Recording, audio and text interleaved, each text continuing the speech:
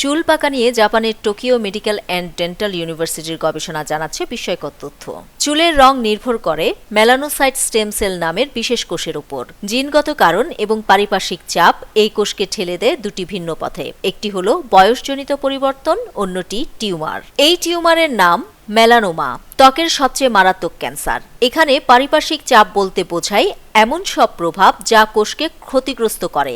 দেহে free radical বাড়লেও এই চাপ তৈরি হয়। গবেষণায় দেখা গেছে, ইঁদুরের মেলানোসাইট স্টেম সেলের ডিএনএ মারাত্মকভাবে ক্ষতিগ্রস্ত হলে কোষের বৃদ্ধি ও বিভাজন স্থায়ীভাবে থেমে যেতে পারে। তখন রং তৈরির কোষ কমে যায় আর চুল পেকে যায়। কিন্তু এখানেই রয়েছে বিষয়। চুল পাকার এই প্রক্রিয়ায় ক্যান্সার থেকে রক্ষা করতে পারে, কারণ যেসব কোষের বৃদ্ধি থেমে গেছে সেগুলো আর অনিয়ন্ত্রিতভাবে বাড়তে পারে না। ফলে ক্যান্সারের ঝুঁকি কমে। তবে বিপদ আসে অন্যভাবে। যদি ডিএনএ ক্ষতিগ্রস্ত হয় এবং তার সঙ্গে জুড়ে যায় সূর্যের ক্ষতিকর রশ্মির মতো কার্সিনোজেন, তাহলে বিভাজন আর থেমে থাকে না। তখন স্টেম সেলের সংখ্যা কমে না, চুলও পাকে না। কিন্তু পেছনে চলে অস্বাভাবিক কোষ বৃদ্ধি, যা তৈরি করতে পারে ক্যান্সারের ঝুঁকি।